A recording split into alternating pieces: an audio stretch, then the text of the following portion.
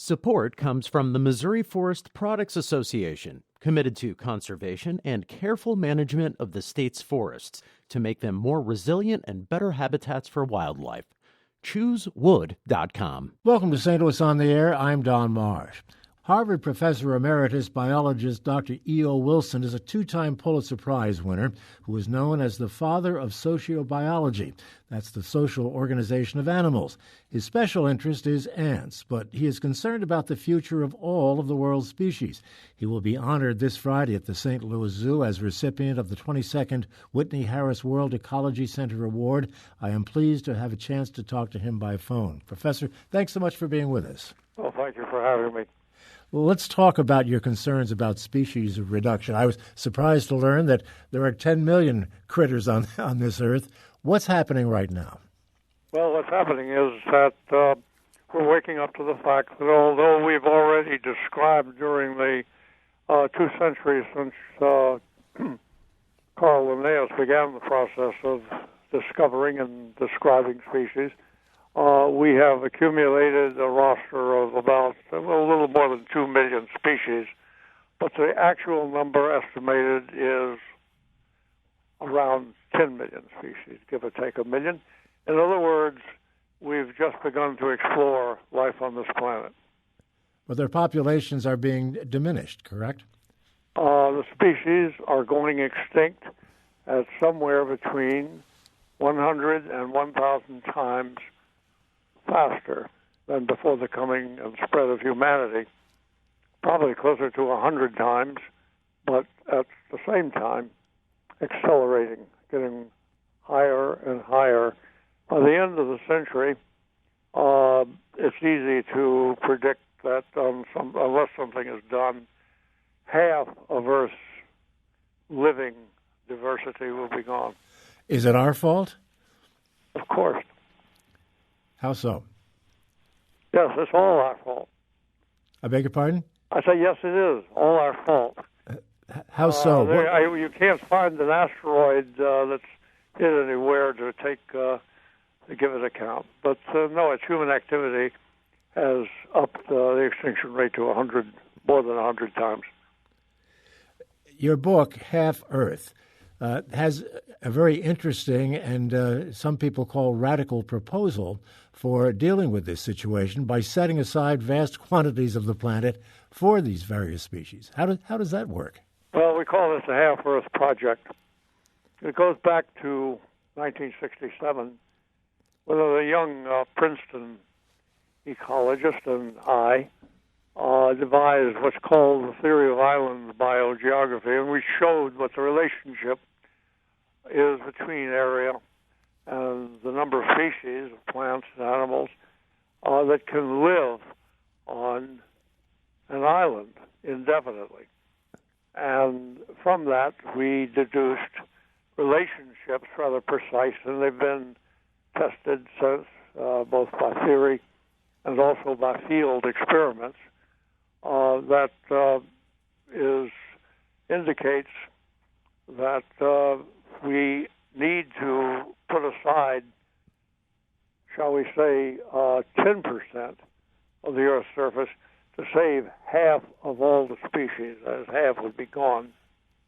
But if we could put aside half of the area, we could save, roughly in this first estimation, 85%. And that's what the goal is. Half Earth Project is what we're talking about here.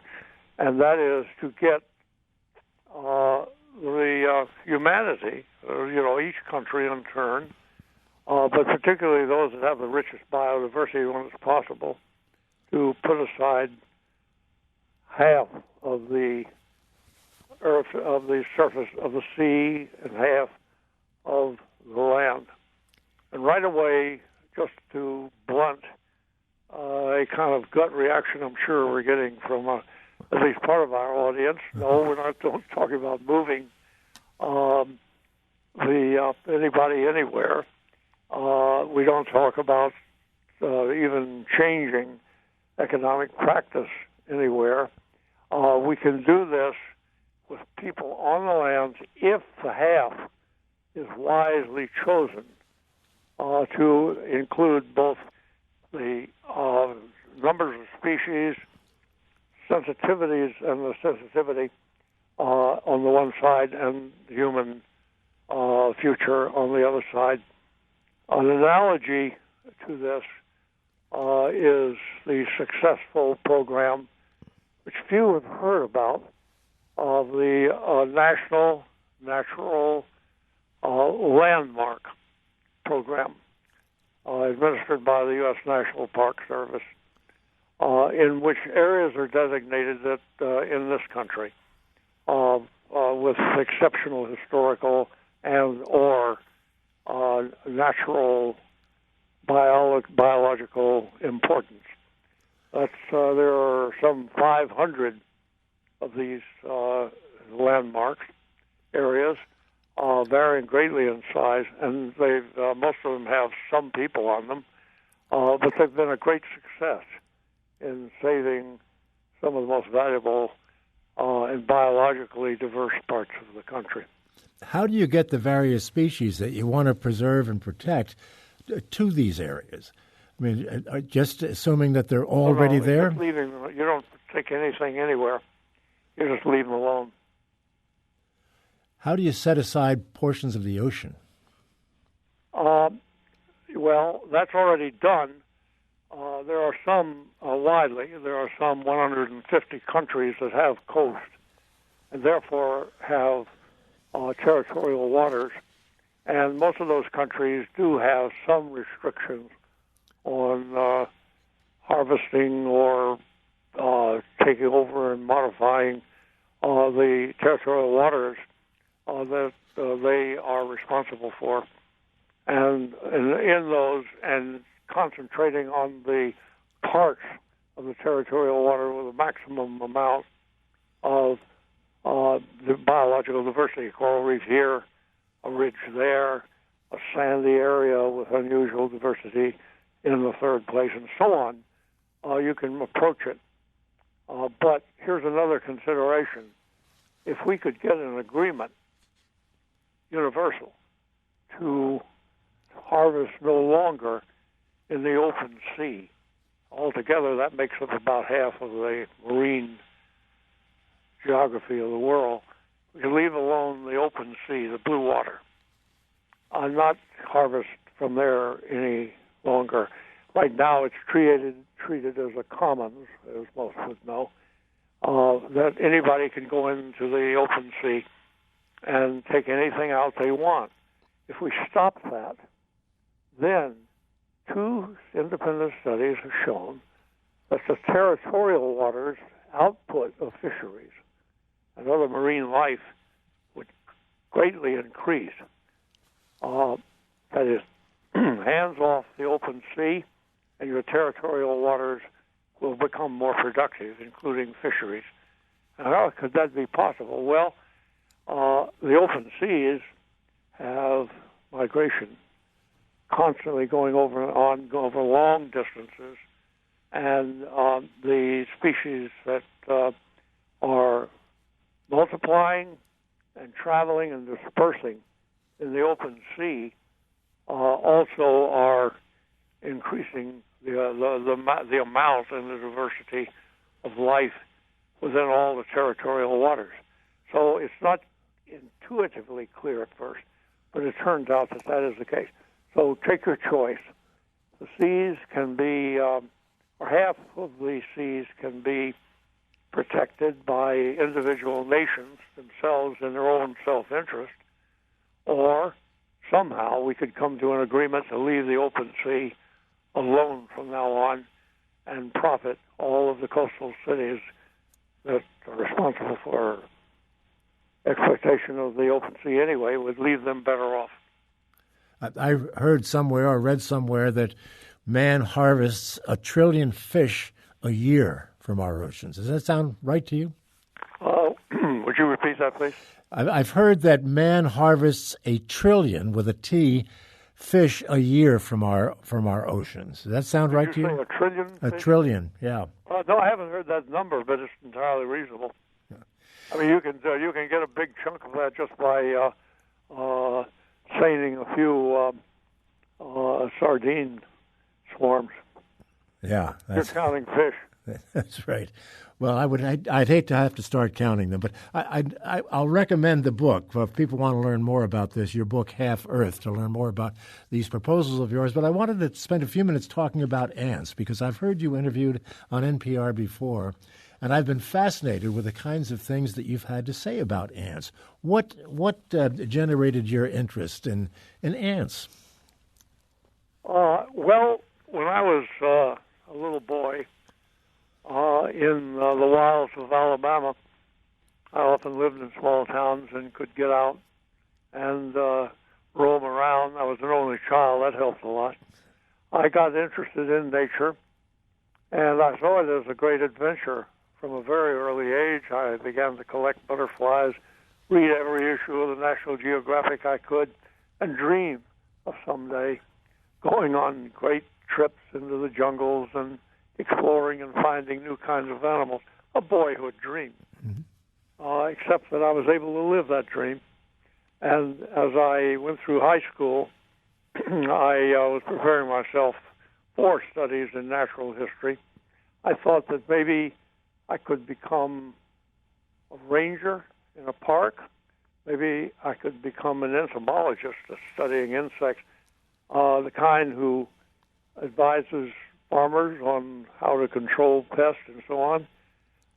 Somehow I thought I could make a living when I grew up in the outdoors. The big thing was never, ever have to come in from the outdoors. I stayed with that. By the time I was ready to go to the school, the university that is, the University of Alabama, I had decided that the really most interesting creatures of all out in the wild I'd been encountering were the ants. So why not just choose ants as the object of study?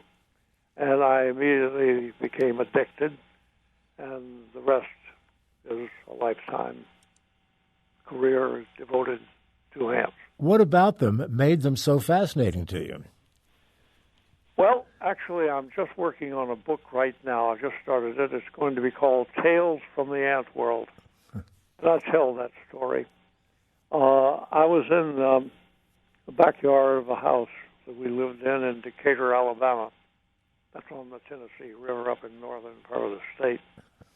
And I'd already decided pretty much to work on some other kind of insect.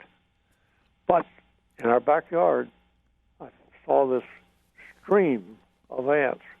It turns out that there were tens of thousands of them in a single colony, marching 5 to 10 across in perfect formation or near perfect formation for an insect across the yard, all in one direction. And I followed them over a back fence into the next yard. And they were continuing there. The column continued. And they continued on across that yard and out into a street, across the street, and then into a patch of woodland where they disappeared and I couldn't follow them. And I soon learned that what I was seeing was the march of the army ants. Army ants just get that far north. You can find big army ants with million workers in the tropics. And I was later to see those many times.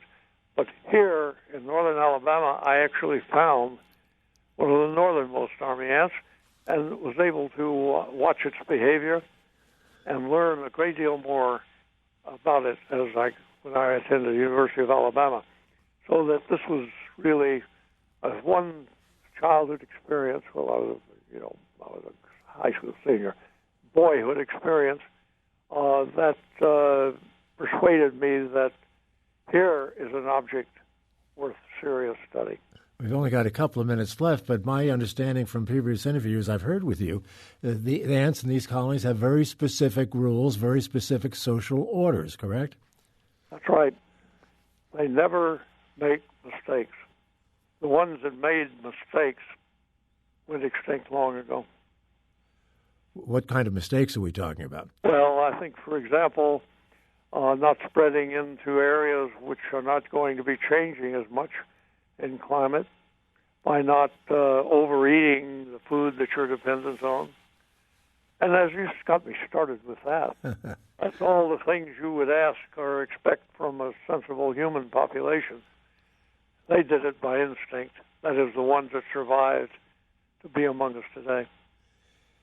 And they have leaders and followers and a societal makeup that is not unlike our own, I guess. You wouldn't believe the details.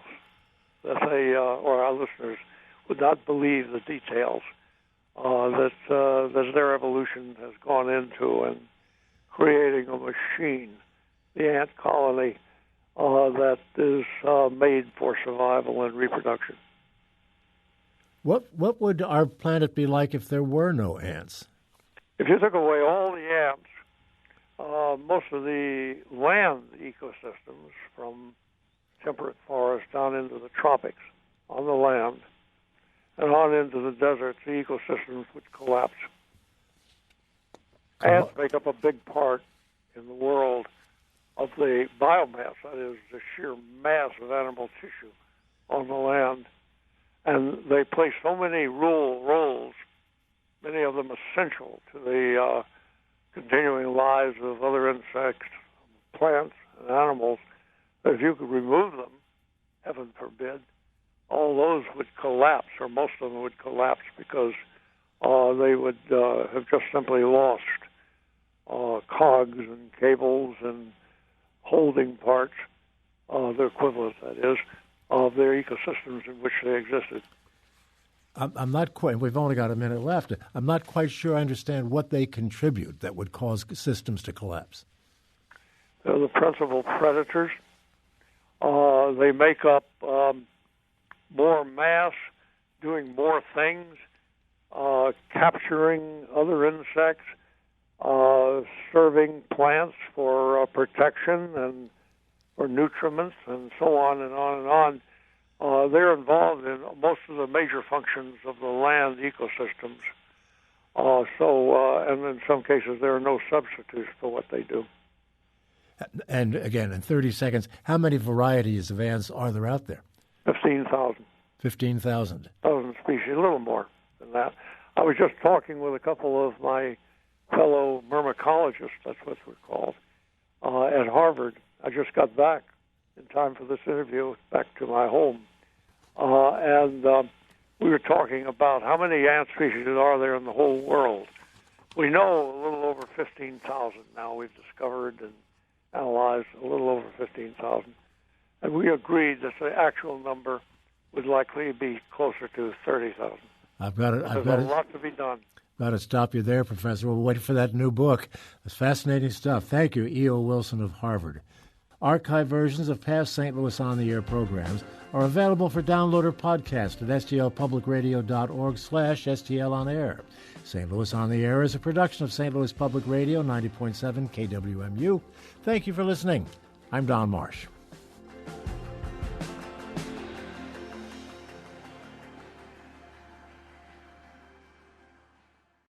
Support comes from the Missouri Forest Products Association, providing more than 41,000 jobs in the production of wood pallets, railroad ties, white oak barrels, hardwood floors, and more. Details at choosewood.com.